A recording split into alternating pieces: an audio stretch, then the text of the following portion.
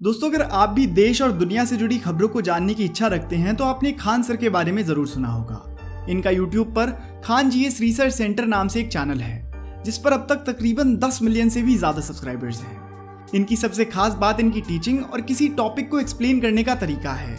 ये टीचिंग करते समय बीच बीच में अपनी भोजपुरी लैंग्वेज का जिस तरीके से इस्तेमाल करते हैं उससे उनके व्यूअर्स को पढ़ने में और टॉपिक को समझने में काफी आसानी होती है, जिस वजह से ज्यादा लोग इनकी वीडियोस को देखने आते हैं। खान सर मुश्किल से मुश्किल लगने वाली थ्योरी को भी इतनी सरलता के साथ समझाते हैं कि पढ़ने वाले को लगता ही नहीं कि वो कोई डिफिकल्ट टॉपिक के बारे में जान रहा है। सिर्फ यही नहीं, बल्कि खान सर को उनके चाहने वाले लोग भारत के दूसरे डॉक्टर एपीजे अब्दुल कलाम के नाम से तक पुकारते हैं।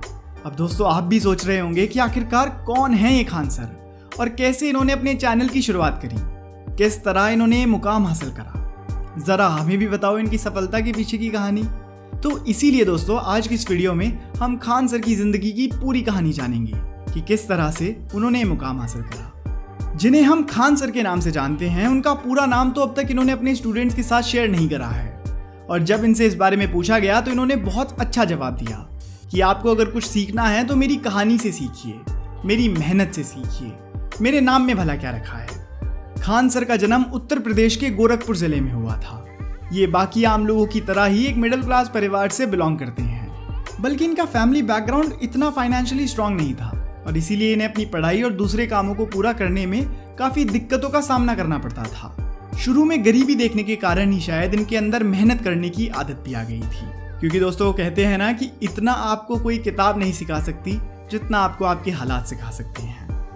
खान सर बिना किसी शक के हमारे देश के कुछ सबसे एजुकेटेड और स्मार्ट लोगों में से एक हैं।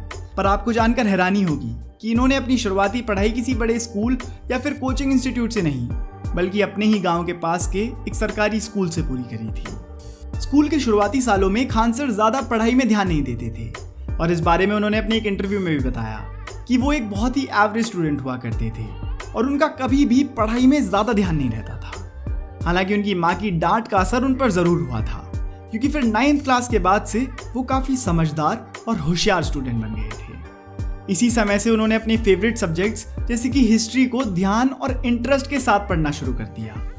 वो ये भी बताते हैं कि 9वीं क्लास में उन्हें पढ़ाई की तरफ जो एहसास हुआ था, वही एहसास उन्हें आज तक पढ़ाई की तरफ रुझाए रखे हुआ है।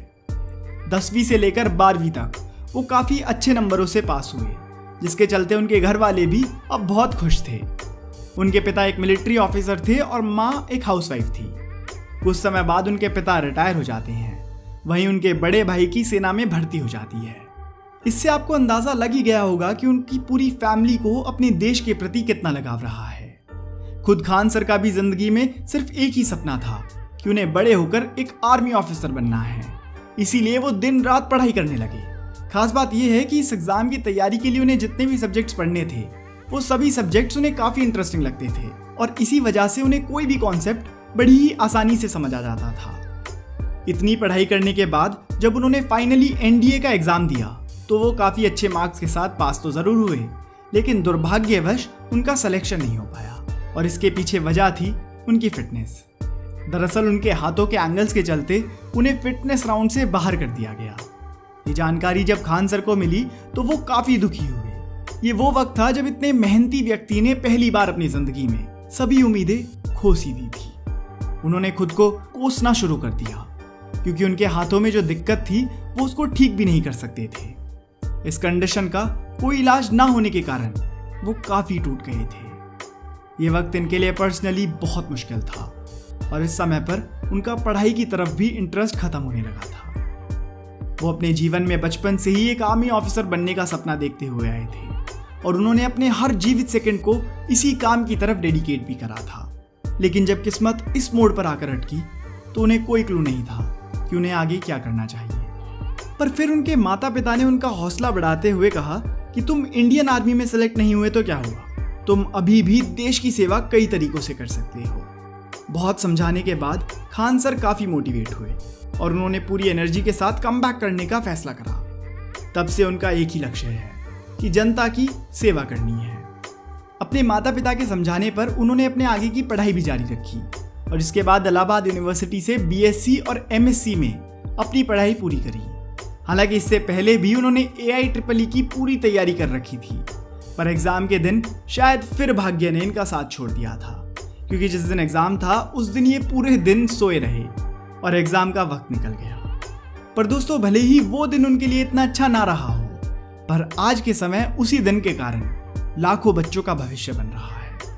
क्योंकि अगर उस दिन खान सर परीक्षा के लिए उठ गए होते तो शायद आज हम लोग उनके बारे में कुछ नहीं जानते और इनका ज्ञान भंडार हमारे नसीब में नहीं होता। आपको सुनकर हैरानी होगी कि जब वो BSc की पढ़ाई कर रहे थे तो 3 बार जेल भी जा चुके थे। दरअसल जब वो कॉलेज में थे तो स्टूडेंट यूनियन के मेंबर थे। स्टूडेंट्स के हित में लड़ते हुए उन्हें जेल की हवा भी खानी पड़ी थी। जिंदगी की कठिनाइयों से रूबरू हुए तो एहसास हुआ कि किस किस तरह हमारा समाज पॉलिटिक्स के कारण बदतर होता जा रहा है और गरीब बच्चे ढंग से शिक्षा प्राप्त नहीं कर पा रहे हैं और यहाँ तक कि कई बच्चे तो बाल मजदूरी कर अपने घर को चला रहे हैं।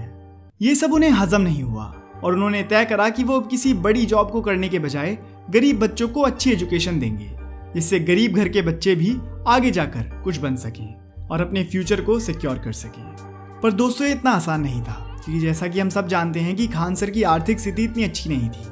उन्होंने अपनी सेविंग्स और बाकी जगहों से इंतजाम कर पैसों को इकट्ठा करा और पटना में अपना एक कोचिंग सेंटर खोल दिया, जहां वो बच्चों को पढ़ाने लगे।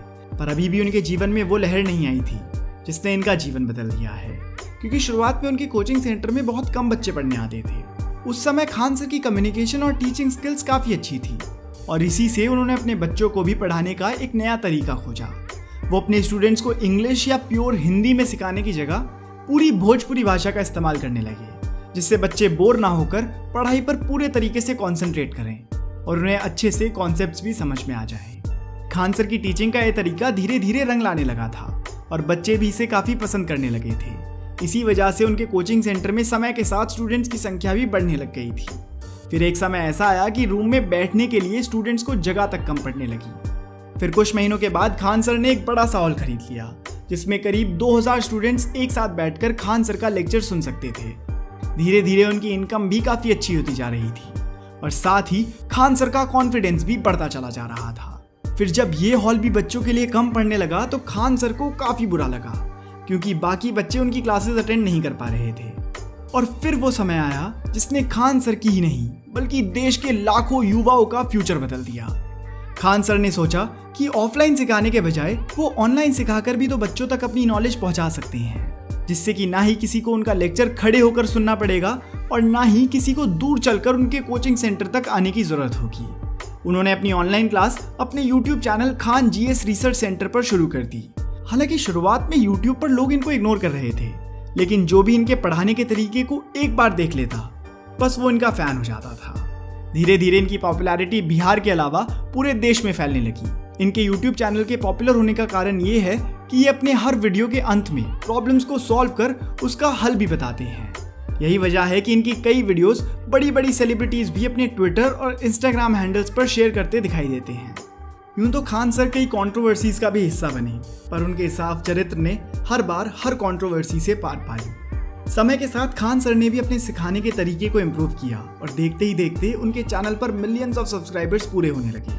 हर स्टूडेंट की जुबान पर सिर्फ एक ही नाम होने लगा, खान सर। आज के समय इनके चैनल पर 10 मिलियन से ज़्यादा सब्सक्राइबर्स हैं और इनकी हर वीडियो पर 3 मिलियन से ज़्यादा व्यूज़ आते हैं। इसी के साथ ये YouTube के जाने माने सितारों में से एक बन गए हैं। इससे आप समझ सकते हैं कि खान सर ने कितने कम समय में कितनी ज़्यादा पॉपुलैरिटी हासिल कर ली। तो दोस्तों, आज की इस वीडियो में बस इतना ही। आपको खान सर की कहानी पर बनी हुई ये वीडियो कैसी लगी, आप हमें कमेंट करके ज़रूर बताइएगा। और अगर आप ऐसी वीडियो पहली बार देख रहे हैं और ऐसी और वीडियोस देखना चाहते हैं तो दोस्तों इस चैनल को सब्सक्राइब कर लीजिए, क्योंकि मैं आपके लिए ऐसी वीडियोस लाता रहूँगा। धन्यवाद।